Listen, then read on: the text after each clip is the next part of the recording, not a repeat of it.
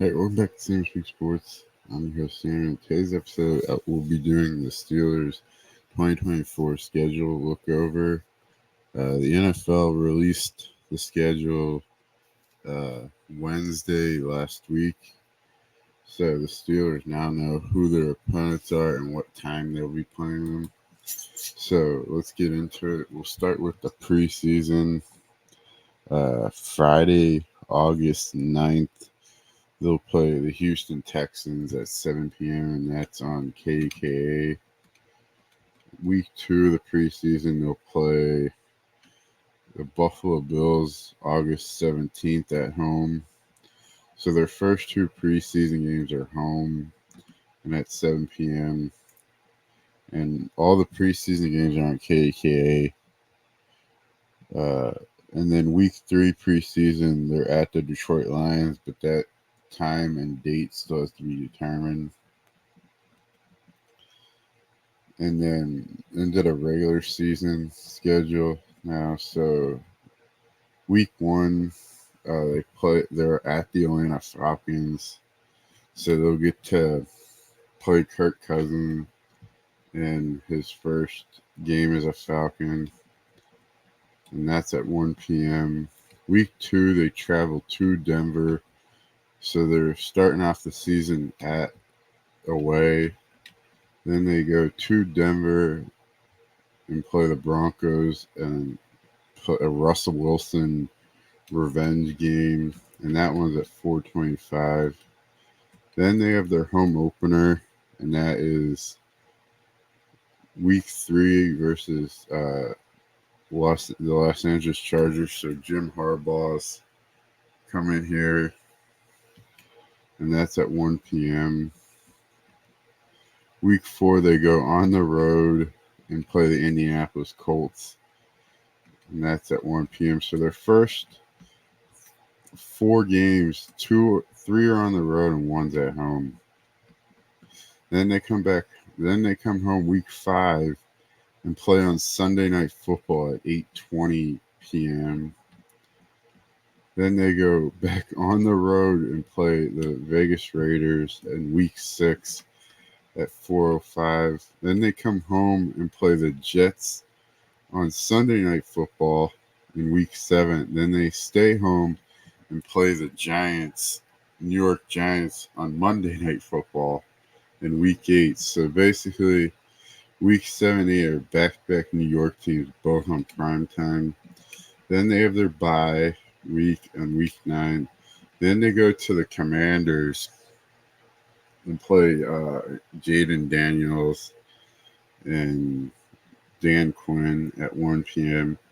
And then, in my opinion, probably every Steelers fan, this is a brutal part of their schedule. Week 11, they play the Ravens at home. Week 12, they go to Cleveland and play the Browns on Thursday Night Football. So they basically get a short rest to play on Thursday night. Then they're at the Bengals week 13 and play the Browns at home week 14. Then they go play the Eagles at Philadelphia at 4:25. Then they play the Ravens on a Saturday in week 16. Then week 17, they play on Christmas Day versus the Kansas City Chiefs, and it's on Netflix at 1 p.m.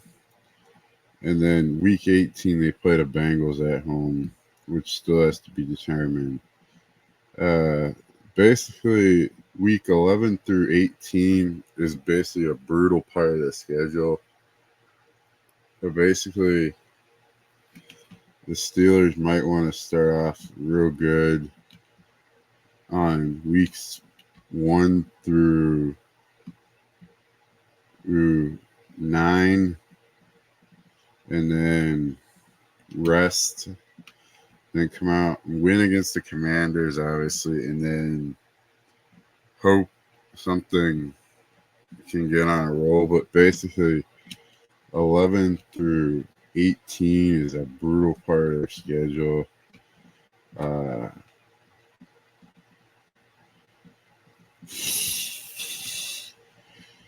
don't know who made this schedule. There's some conspiracy theory against the Steelers, but the whole AFC North, well, the three AFC North teams are playing the hardest schedules. The Ravens, the Browns, and the Steelers. The Browns have the hardest schedule. The Ravens have the second hardest schedule at their team's winning percentage at like 5 something. And then the Steelers are at like 533, having the hardest schedule. So basically, they have to win Atlanta, win Denver, win the Chargers, win the Colts, and then hope you beat Cowboys, beat the Raiders. I mean, they're going to have to win their front half of the schedule and maybe split the division. And then, I don't know, they haven't won in Philadelphia since the 60s. And Steelers, I don't think, have beaten Patrick Mahomes since he's been in the NFL.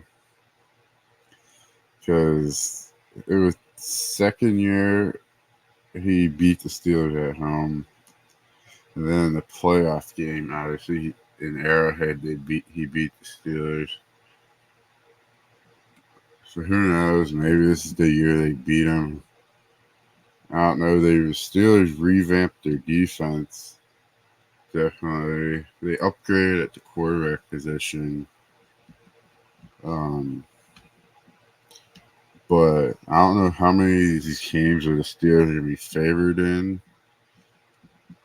Maybe Atlanta and Denver, because Denver might be rebuilding. They're going to have a rookie quarterback. Atlanta, maybe Kirk Cousins takes some time to adjust to the Falcons offense. The Chargers, who knows? Colts with Anthony Richardson coming back. The Steelers obviously didn't see Richardson last year. They saw Minshew, but who knows how Richardson's going to play. Vegas has got a new quarterback. The Jets have Aaron Rodgers, but he is sort of new, but who knows how long he takes to adapt to the Jets offense.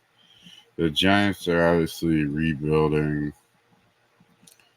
The Commanders with Jaden Daniels. We all know what the Ravens, Browns, Bengals, their teams look like with Lamar, Deshaun Watson, Joe Burrow coming back. The Eagles with Jalen Hurts. The Ravens again with Lamar, Patrick Mahomes, the Joe Burrow again to finish the season.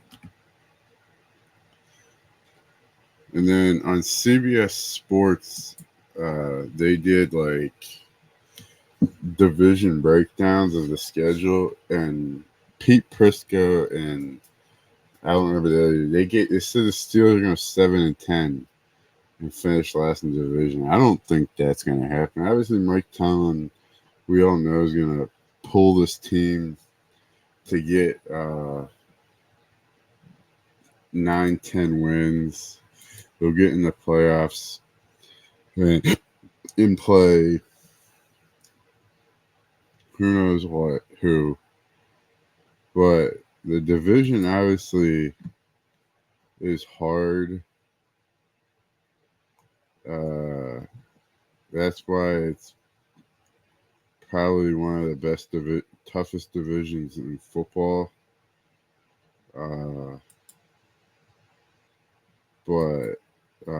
Yeah, that's the schedule. I mean, the second half is definitely brutal. They don't see a division opponent until week 11. Week 11. I think this is the first time since, 1989, they said they won't see a division opponent until then. And then let's talk about the Pirates now. I think was it yesterday? No, it was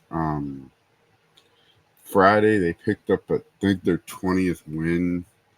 Obviously, it was Paul Skeens again. He pitched out like ridiculous. He went 5 or 6 innings. His pitch count was 100. Obviously, he mixed all his pitches together, and then basically on his 100th pitch, he threw a 100 miles per hour fastball. So basically, he's as advertised. So basically, he's worth watching. He went. What was it? He went. Uh, he went 6 innings, 0 hits, zero earned runs, 1 base on ball, and 11 Ks. So basically, whenever the Pirates are on TV, I think the Pirates have one national game this year, and I hope he pitches on because I feel like a lot of people, the national audience, will tune into it to watch him pitch. But also, uh, Jarrett Jones, like the Pirates' top 3 pitchers, basically are probably uh, the the rotation hasn't been the problem, is what I'm trying to say. Skeens, Jones, and Keller all holding their own, and then Bailey Falter, who also is should be thrown into that mix. He's holding his own because today even though they lost, but I saw the play that basically uh, they basically that they well, how am I gonna say they got screwed on was the play at the plate. Um, Clearly he had the ball. Joey Bart had the ball and he tagged him. And obviously they're gonna call it how it is, but to me it looked like he had the ball and there was a clear egg clearly, but they called him out. They called him safe, which to me is stupid. You should clearly. I don't know if they challenged it or whatnot, but who knows? Right here, Monday, June 17th, FS1. That's the primetime game for the Pirates. This is where I think Skeens should pitch, and it's a division opponent in the Cincinnati Reds, who obviously the NL Central this year is not a good division. If you just look at the division overall, um, the Brewers are obviously at the top at 27 and 18. The Cubs are at 26 and 21. The Pirates are 21 and 26. The Cardinals, I just realized, moved up into 4th and are 20 and 25. And then the Reds are in last place. So the division is terrible, but it could be really won by anybody. I think the Pirates could possibly, with the wild card, you're probably going to say I'm crazy, but with the wild card, and if the team's able to get consistent hitting and great pitching, and especially even though who's the next prospect? If Henry Davis gets hot like down in Indianapolis, they bring him up. And I say don't put him behind home plate. I would say maybe move him to like first base or something, and then use Henry Davis and Connor Joe as like your first base duo, and probably DH like Rowdy Tellez and Andrew McCutcheon and just flip flop them every time. Even though what Rowdy Tellez isn't batting, what's he batting? Like 150 something. Jack Sawinski, in my opinion, I know a lot of people have this opinion. He should be the one that gets demoted. I mean, just for a couple of games and then see if he can fix his swing and his outfielding. Because right now, I think he's batting. He's one of the players on the team that's batting 168, and who else is batting bad on this? I mean, what's Tellez batting? He's batting 188. So you basically can't have two dudes in their lineup batting in the 180s. Like Nick Gonzalez, since he's came up, he's batting 233, and he has 2 home runs, 6 RBIs. So maybe see who down in AAA that's really getting hot, and maybe bring him up. Jake Lamb's a guy that I've heard a lot of people mention. I don't know who they could demote to bring him up.